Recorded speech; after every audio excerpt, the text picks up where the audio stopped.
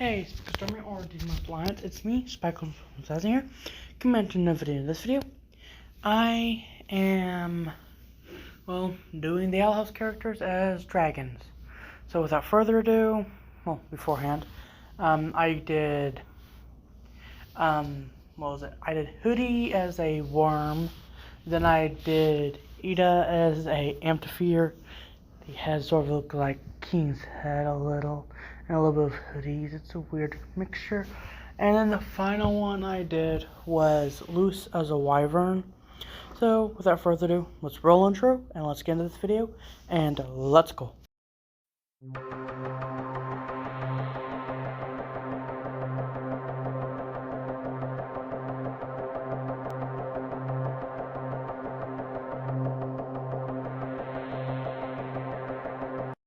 Like and subscribe if you enjoy this video. These dragons are, the first ones are a worm. They are known as the Hoodie worm, or the Hooding worm. But most people call them Hoodie.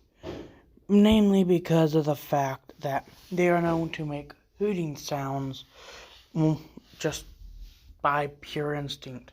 They're also known as house dragons because of this fact that they can actually bond themselves to a house using some type of magic they have. But due to this fact, they are, able to stretch themselves out a lot longer than usual. And their lifespan usually is around 10,000 years, but when bonded to a house, they live for about as long until that house's power source or life source is cut off. It's hard to explain how this works. But in the wild, they grow up to be around 50 feet long, and, just to put it lightly, they are not very, known to be not very pleasant, when you tick them off, that is. Now, when they're in their more docile state, they are able to be, they're by nature relatively friendly. But when ticked off, they are known to, pretty much spit acid, or they have a unique jaw for the record. Their jaw is similar to that of a bird's beak, but it's a very flexible bone, and before I say it's cartilage, it is near cartilage because of how flexible it is, but it is bone because of the fact there are fossils of these things. And so, yeah, it goes to show that these things are actually, do have a structure for their mouth. But their teeth are what's interesting.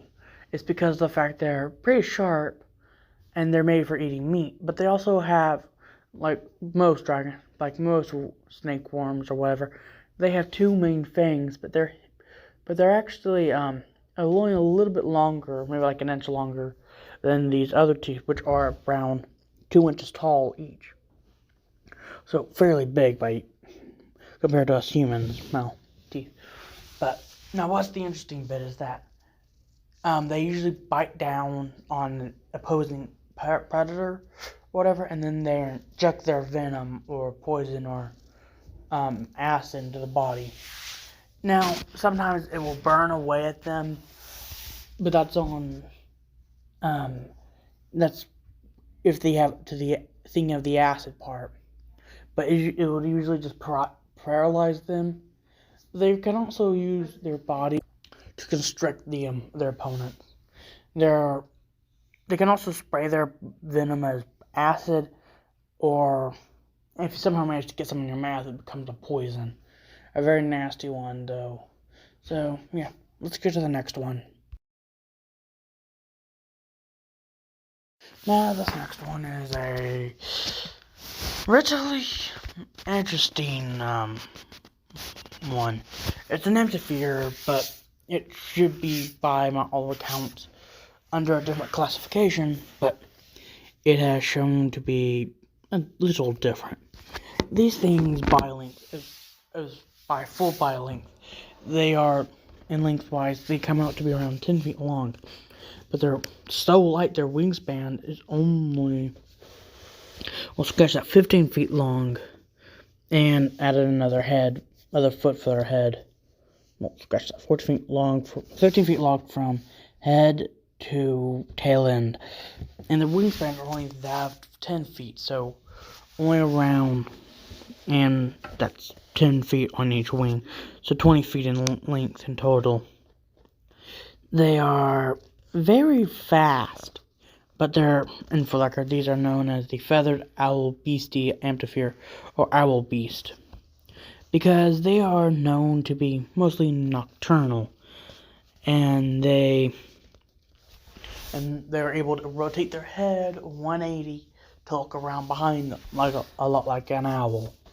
And their face is not really flat, but it can, trust me, be quite disturbing to see. They more or less have a beak that is very similar to the hooting worm, and it can be found in the same area. It's a little section of land that is surrounded by magically enchanted water that somehow has the ability to boil without completely evaporating. And these are some of the dragons that the island people want hunted down, because they are all about, well, there are different guilds there. There's the Emperor's Guild, and then there's the Abomination Guild, and a bunch of others. They all are able to use different types of magic. But then there's regular humans. Some humans don't even have the ability to use magic, so they can use something called glyphs. And I'll explain more of that on the next one, which is a pretty interesting case of a dragon. But these are also have a weird tail end on them. It's more or less a claw. I have no reason why it's there, other than the fact that they use it to actually grab their prey to eat it. They also drink a lot of apple blood. Think of apple cider, but give it more of an iron taste to it. Like, mix blood and apple cider, that's apple blood for you. But it's also pretty caffeinated, depending on how you cook it or make it, is hard to put it. But trust me, it can work as an alcoholic beverage. So let's go to the next one and last one today. Also, these other dragons all be found in that section of land I was talking about. It's known as the Boiling Isles. These next ones are really interesting, because each dragon usually has colors of their wings describing on what kind of abilities they have. Like the dragons known for abominations have green, have purpley colored, have a certain color, shade of purple on their wings and legs. But this dragon is very interesting on account that it has every color, meaning it has every ability, but it can't use every ability. Now, when they're older, they're able to use these breath weapons, but after they reach over 100,000 years, and their life expectancy is nearly triple that, so 300,000 years. So yeah, trust me, they are, and also their wingspan, they can get pretty old, but also their wingspan, for the record, is very interesting, on account that it's a lot larger than their own body weight. Their wingspan in total is around 50 feet, but these things only have a full body length of around 20 feet. So a lot bigger than they need to be. Also, whatever part of them isn't colored is an interestingly brown color. It's like a skin tone, but I've tested it and it is still scales, really, really strong scales. But here's the interesting bit of them. And for the record, they are known as the glyph-using Spanish wyvern, because most of these are known to be found in in Spain or Mexico, but most of them are known to be found in the Bowling Isles. They have relatives in there known as simply most common is Spanish wyvern with a no breath weapon, but these have immigrated to the Bowling Isles, multiplied, and well, have learned how to see glyphs, which is what most people see. That's how they learned. Hence the reason why they have multicolored wings. They are mostly known to find rocks or paper or wood scraps laying around and carve the glyphs into them. There are basically only 4 main ones that have been known, that are mainly known right now. One for light, which forms a little light bulb, a little orb of light. Another one casts fire, another one for ice, and another one for fire. But we don't know which ones that they are used to combine to make them invisible. Yes, they can become invisible as long as they hold their breath. Now, once they start breathing again, that's when they become invisible. So, trust me, they have some really interesting abilities. And there's also their human versions of them that are really, really interesting. I will talk about some other of them later, but that's all for today. Also, a quick heads up that I forgot to mention this dragon's name. The most common name is Glyph Wyvern, and they have a spike at the end of their tail, which is actually completely non-venomous. They mostly use for the record, these are the Spanish wyverns. The older ones are the only ones that have,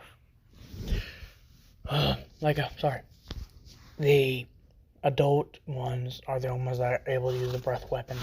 And it's also very rare for a wyvern to have a breath weapon. But they all have a spike at the end of their tail in order to carve in the glyphs into the rocks, wood, or stone scraps they find. So that's all for today.